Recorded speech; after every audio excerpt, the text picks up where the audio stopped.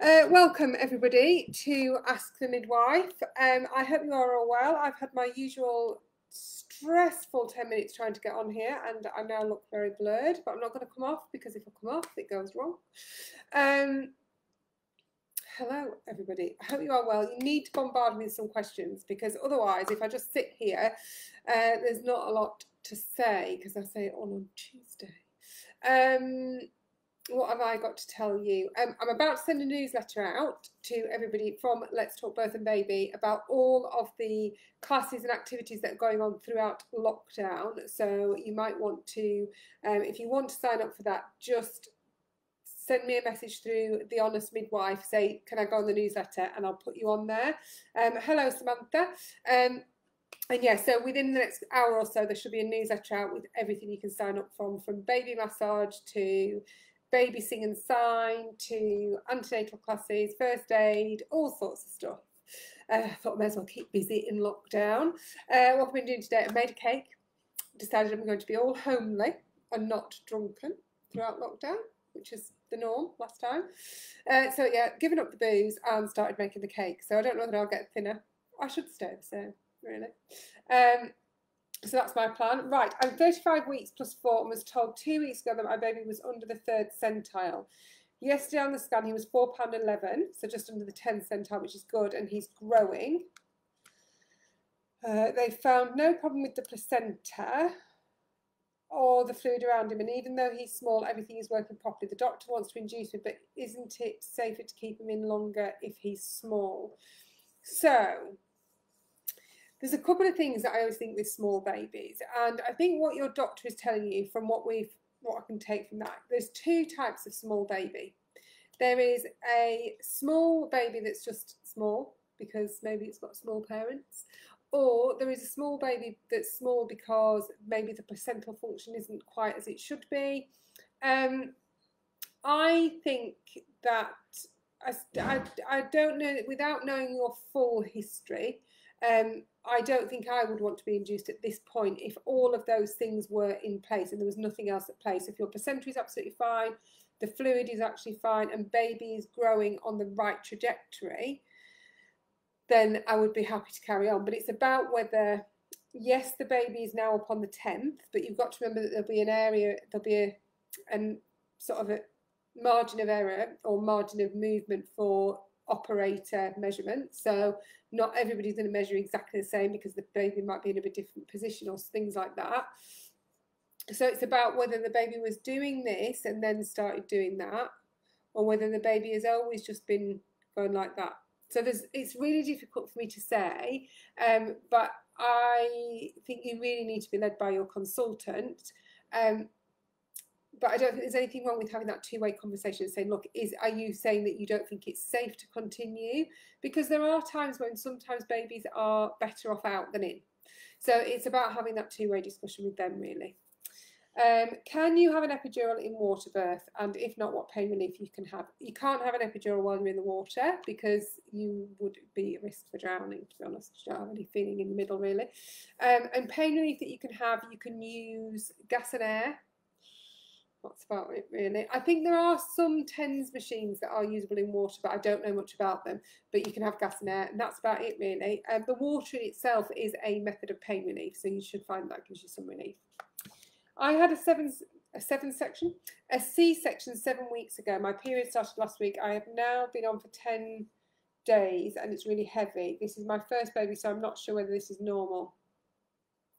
Depends on what we mean by heavy. If you are flooding and having to change your pads more than once every couple of hours, then that's too heavy and shouldn't be the case. I mean, it could be your first period, but it may be that you are having a secondary sort of hemorrhage. So you really need to keep an eye on that and just make sure that you're not changing your pads more than a couple of hours. You're not having any accidents flooding wise, no clots, anything like that. So you just need to keep an eye on it, really. Okay, so there's 50 of you here. There must be more people with questions. What else do I need to tell you? Anything? Here we go, more questions. Need tips on morning sickness, but suffering all day, every day. I've tried ginger biscuits and toast, and that doesn't help. Okay, so eating little and often. Arrowroot biscuits are often good as well if you can get hold of them. There is a website, if you Google Extreme Morning Sickness Charity, there is a charity that deals with this that have loads of good hints and tips. Trying to nap if possible. If it's your first baby, it's not that easy if you're still at work. But it's not easy. Hopefully it will die off, but some people do have it the whole way through. There was a documentary released last week, and I think it was called something like The Big Sick or something like that, and they sort of are campaigning about more support from this. So if it's really bad, what you need to do is go to your doctors and don't let them fob you off saying this is normal. Debilitating morning sickness in pregnancy is not normal. And if it's getting to the point where you're dehydrated, not able to keep food down, losing weight, that's not normal. And there are things that they can do to help. So if it's really bad, you need to go back to your doctor. My baby is 13 weeks old and his colic is still bad. I'm breastfeeding and using Dentinox and Gaviscon. What else can I do? Rebecca, my lovely, we've got a colic workshop on Sunday morning through Let's Talk Birth and Baby, where Rebecca is doing a full-on session about colic, what you can do, what it is, the things that you can do to alleviate it. And Becky's the lady who does the colic lives through Instagram, through your baby club, but she's doing an extended class on Sunday. It's £15, but she's really knowledgeable and you'll be able to ask loads and loads of questions there. So I would sign up to that. I'm 33 weeks and I'm also in this position, baby just under the 10th centile last scan. I have another one tomorrow. Can I ask the reasons for bringing baby early and how early did they want to induce?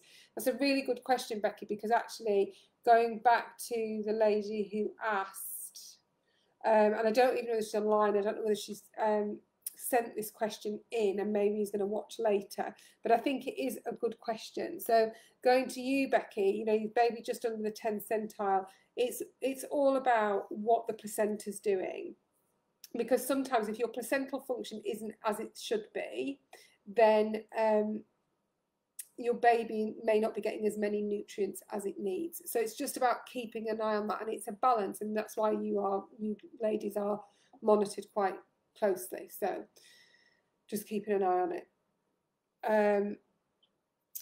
Hi, my baby's 3 weeks old and he has bad colic. I'm breastfeeding at the moment. Again, colic and that sort of thing, I need to refer you to Becky because she's the mega expert in this. She's done loads and loads of training courses on all the bio whatever stuff and things that are going on in your baby's digestive system that may be causing these symptoms. Excuse me, I'm really short of breath. And she will be able to help. Cut out dairy, use a sling. Not sure, Rebecca, what's that? So yeah, I mean, cutting out dairy, but it may not be a dairy issue. So it's not my area of expertise, but I know that Becky is really good, so that's what I would do, is go on there. I've just been diagnosed with gestational diabetes at 29 weeks and being diet controlled as I'm just within range. Would like to know if anyone has been in the same situation and was it induced labour and did it affect the baby's weight? So it can do, but the fact that you are diet controlled is one way. If you're able to keep those blood sugars down, that can really help with not allowing you and the baby to put loads and loads of weight on. It's not easy. It's a long time to just be like, no cake, no this, no that. But actually it does...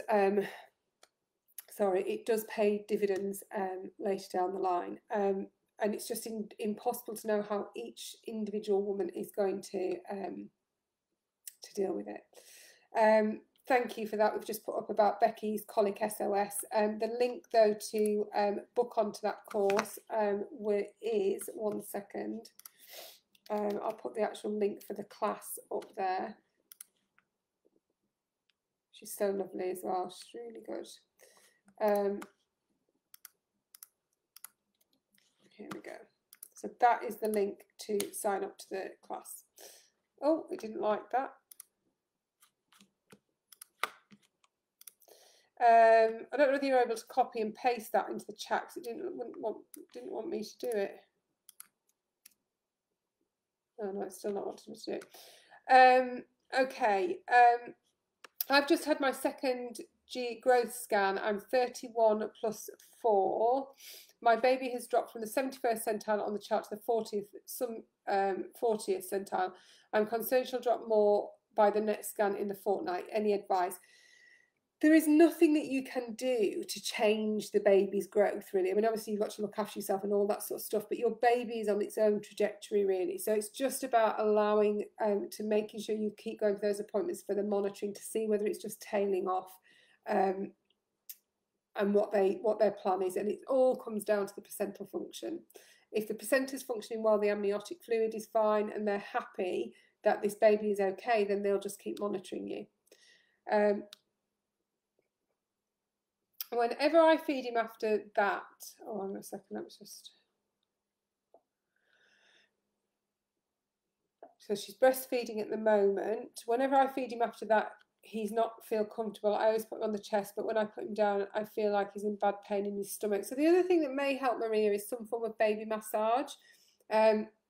We often find that when people do our baby massage classes, the newborn and the developmental classes, it allows babies to really get their systems going and clear out and relieve those tensions. So again, the colic workshop and the baby Buddha may well help you, the baby massage. Any tips from breastfeeding to formula? Baby is 7 weeks old. I have introduced bottles via express milk, which she happily drinks from, but I can't continue to pump, so I wanted to swap completely. Jodie, just do it gradually. That's my advice. And it doesn't necessarily mean that you have to switch baby gradually, but in terms of you personally making sure that you stay well, what I would continue to do is express for a period of time and just express a little bit less each time so that the demand slowly goes down and that you are gradually reducing the demand for your milk supply. Because if you just stop like that, you're more likely to end up with infection and really engorged breasts. So just doing it gradually. But if you want to switch the baby over to formula tomorrow, then that's absolutely fine. But just make sure that you are kind to yourself and that you're not just stopping immediately. Sorry, I've got a bit of a breathing thing at the minute. Any tips for transitioning co-sleep to Moses basket? My 4-week-old is quite clingy and doesn't sleep on own, just cries. Okay, Lois, obviously it's great that you're wanting to transition out of that co-sleeping. One of the things that I always recommend for new babies is to see a cranial osteopath, because sometimes with babies, the fact that they're laying down on this flat surface is what's causing them the issue. They don't like that movement, so they've been like this, and when they're sleeping with mum or, you know, like this, they're able to keep into that position that they were in utero. When we lay them down flat, they're forced to have their heads back, and that could be causing some discomfort in their neck. So cranial osteopathy may help, as may well the developmental baby massage. It's just a case of just doing the best that you can, making sure that you're following the Lullaby Trust Safe Sleep guidelines on co-sleeping. And their sort of messages is that ideally they do, you know, in an ideal world, babies should be in their own cot, but they do recognise that sometimes parents do co-sleep. And so they have got guidelines on there to really help you make sure that it's in the safest way possible. I'm 38 weeks and people are commenting on how big my bump is, but he's measuring perfectly on the growth chart and every appointment. Do I just have a big bump? Starting to make me overthink his size. Lisa, my lovely, buy a gun. Shoot them all. They're all full of crap. Oh, people drive me mad. You wouldn't go up to somebody and say, oh, your bum's looking really big, would you? It's like, don't do that to people. It's just like, oh, you look really well. Don't you look really healthy? You know, oh, you're massive, you're mahoosive. You know, your baby is measuring perfectly for you. And what you've got to think, Lisa, is that if you had a really tiny bump and people were saying, oh, really, you would be equally as worried. So you're damned if you do, you're damned if you don't. Just ignore them all. They don't know what they're talking about. Oh, you could say to them, oh, so tell me, what was your midwifery training like? Did you enjoy it? Is it good? Hard work, I hear.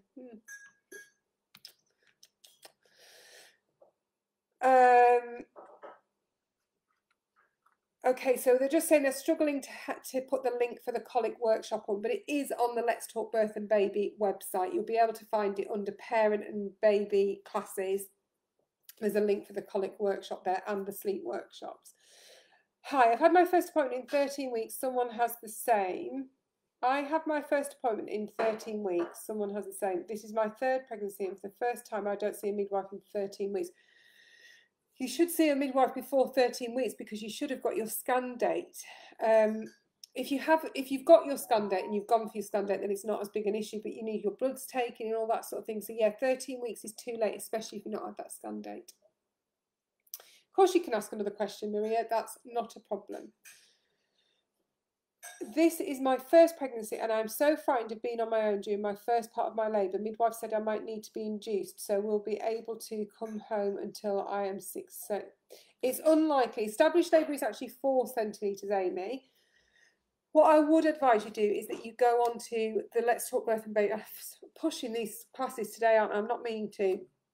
Go and sign up for the free antenatal class, and the class 2, although it's not free, it's not mugly expensive, we talk about induction of labour and also going through it on your own, so you may find that that's a bit reassuring. What I would say though is just try and think about things that you can do to occupy yourself throughout the time. So just sort of think, actually, you're in a safe environment. The worst it's going to be is a bit boring, to be honest, in that initial stage where you're trying to get things going. So it's not like you're going to be in the throes of labour for long periods of time without your partner there. It's once you start getting those regular contractions that we move you onto the labour ward, and then they should be able to come in.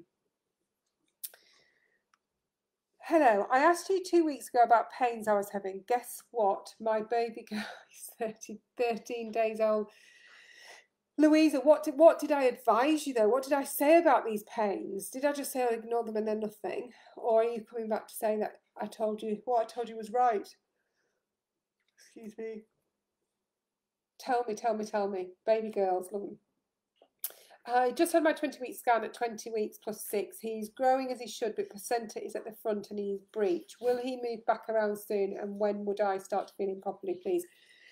Kelly, there's loads of time. The fact that he's breech at this point is just a snapshot in time. You could go tomorrow, and because he's got so much room at the moment. At the moment, he's living in a mansion, and so he can do flick-flacks, he can do cartwheels, he can do whatever he wants.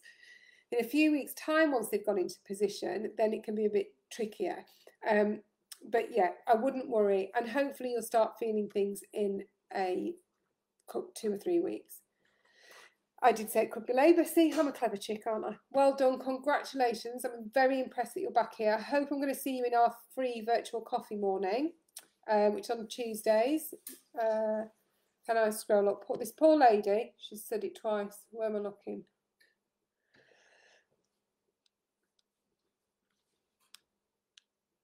One second. Morgan Kennedy Taylor, let's have a look.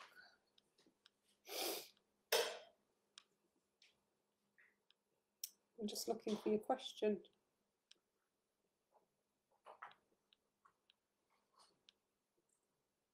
Morgan, I don't know whether it's disappeared, but all I've got from you is, can you scroll up and answer my question, please? So you're going to have to type it again, I think, my lovely.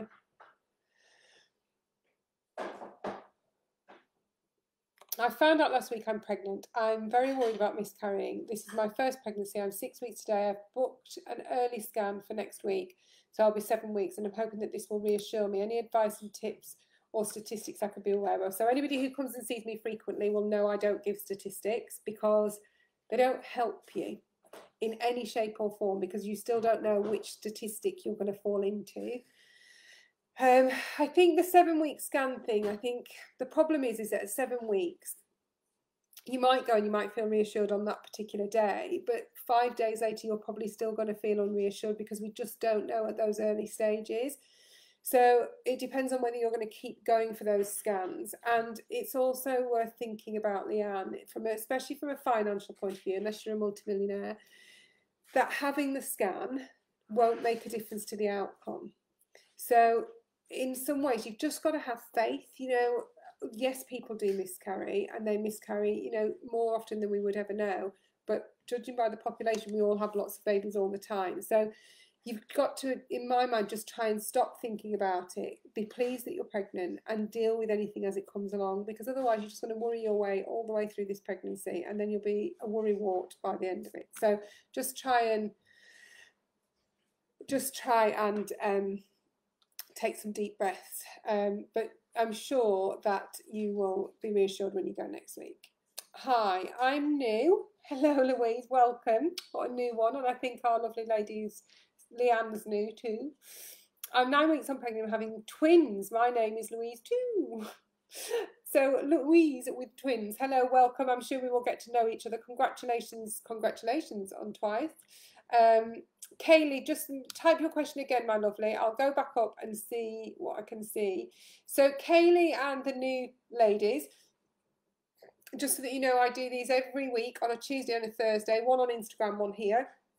But I also do free antenatal classes and paid antenatal classes, which you can sign up to. So don't go to the NCT, come to me, because I shall look after you right the way throughout.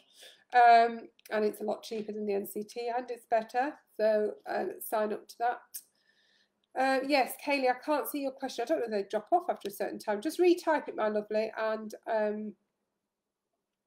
oh, there's lots of Louises. Hi, yeah, I'm also 41, so very high risk. Oh, you're not very high risk, Louise. Come on, don't be a drama queen. You're not very high risk. 41 is a baby. You're fine. Don't look at yourself as being high risk. It may be that you just need some more closely monitored towards the end of your pregnancy, but you're fine. You are having twins there. You've double whammied this one, haven't you? Bless you. But you'll be fine. But any questions that you've got, just keep coming back to the lives and I'll be answering them.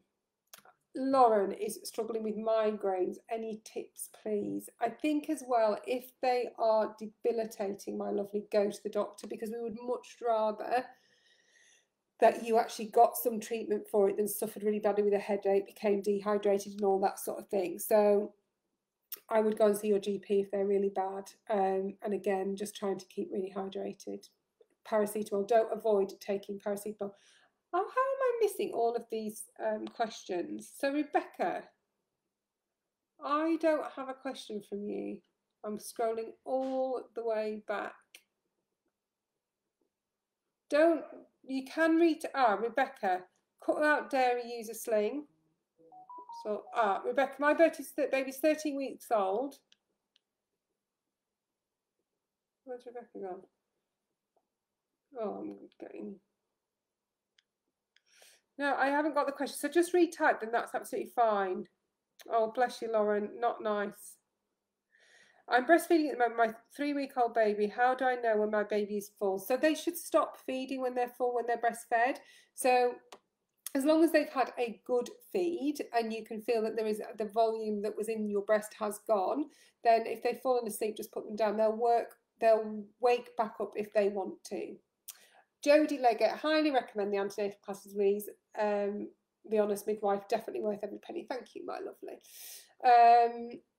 Louise, I bet you're not huge already. And you're carrying twins, you're bound to be. Thank you for that, Jodie. I hope you did enjoy them and that you started doing some of it. Have you had your baby yet, Jodie?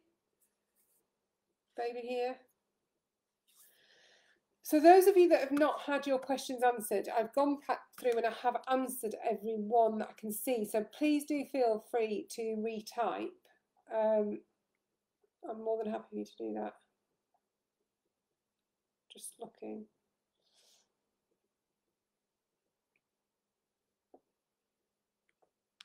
Yeah, I think I've answered. Oh, okay. I had a section 2 years ago. Would a VBAC be likely to be successful, or is it more likely to end up as an emergency section? It's a really good question, Courtney. It depends on the reason why you had a cesarean, but assuming it was just a positional thing, there's absolutely no reason to think that you wouldn't be able to go back for a VBAC. It's women do have vaginal births after cesarean sections.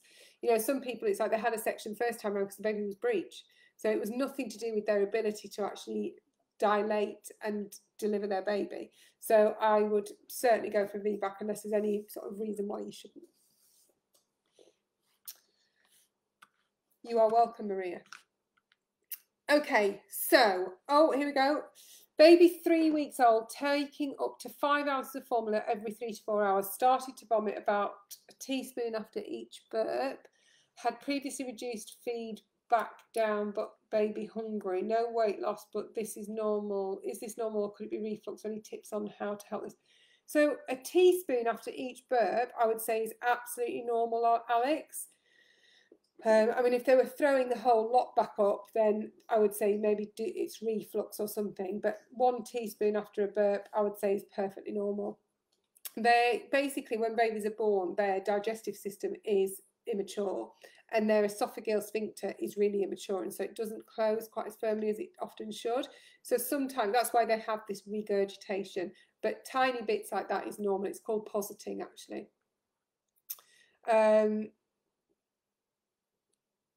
Yes, so I honestly wouldn't worry. I've already been sitting baby up slightly to feed and regularly wind. So yeah, just regularly winding them, but I really wouldn't worry too much about that at all. 7-week-old baby girl, you just answered the question about switching from breastfeeding for me. Bless you. It's because the baby was measuring big, so was advised a C-section would be safer. So it could be that you follow that same. Was baby big? That's really interesting to know whether the baby was right. Morgan Kennedy, let's have a look at this, because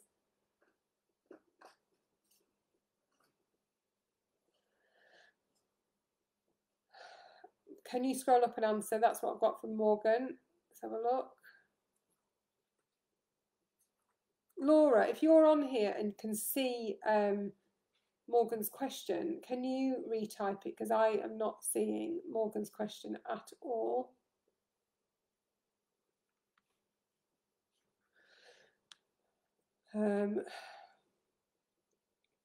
I had a C-section 3 weeks ago and I've had headache and blurred vision as well. I think you need to go back to the doctor if that's the case, if 3 weeks later.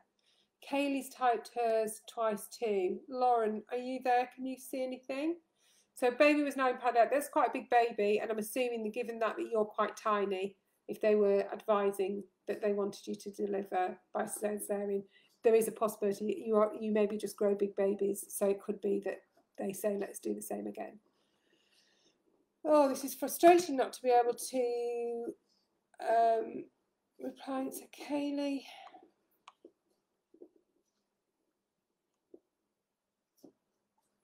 So they're just saying if you send it by a messenger, they'll pop it up. So if you do that, I've just typed mine again too, which has been missed. Are you actually seeing them come up? Because I'm not seeing these questions come up. Rebecca Boland. If you put them into the messenger, Lauren will put them up for us. Because they're definitely not on my list, which is odd.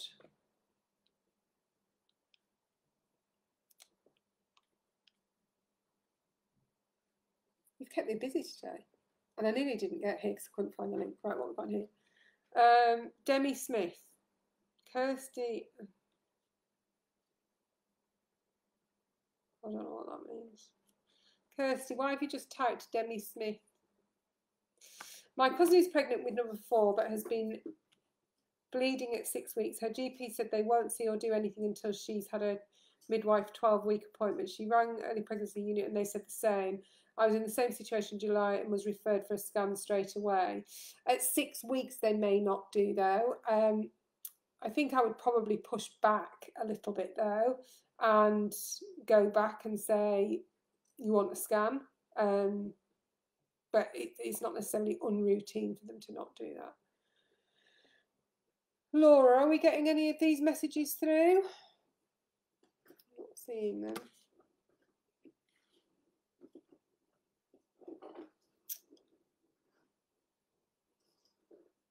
Can you hear that scratching? Can you hear it? I have to listen to that all day, and this is what it is. You noisy little thing. Let's say hello.